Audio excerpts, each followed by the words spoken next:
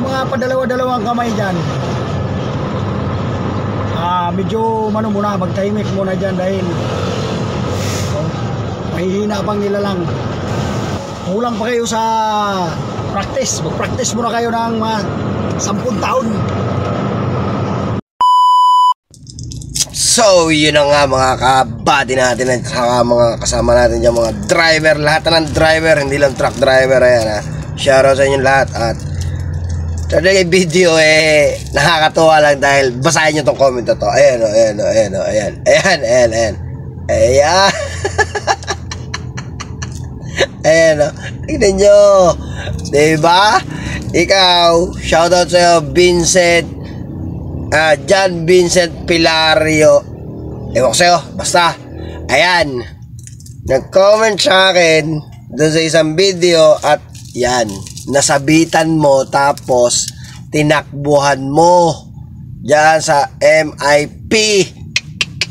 Sus, akala ko ba ampaw yung mga taga Luzon, Visayas, Mindanao at ikaw na yung magaling. Ano yan? Bakit ka tumatakbo pag nakasabit ka? Wag ganon. Wow naman. Ikaw pala takbuhin ka pala pagka nakakasabit ka Sus ko po, Rude.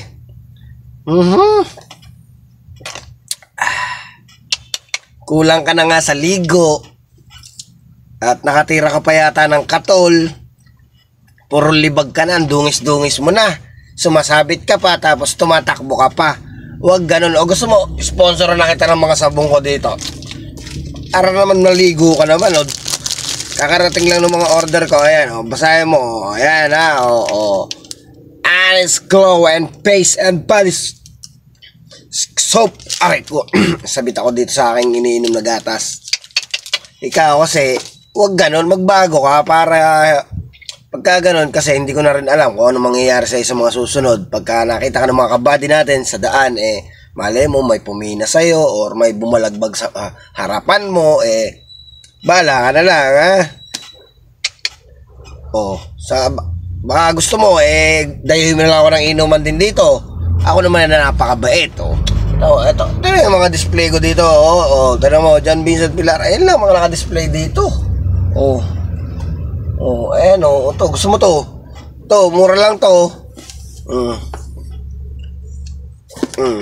Punta ka dito, tapos painumin pa kita, Blue Label, On the box, view, ayan, kita mo na, kita mo yan, tingnan mo, John Vincent.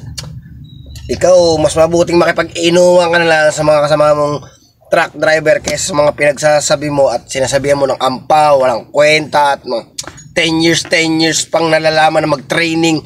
Diyos ko, punta ka dito, iti-training kita kung paano uminom, tapos kung paano matuto at saka alamin yung GMRC, ha? Baka hindi mo kasi alam ang GMRC o hindi mo alam ang meaning ng GMRC, ha? Good manners and right conduct, ha? Ikaw na bata ka, ang dami mong nalalaman, maligo nga, hindi mo alam.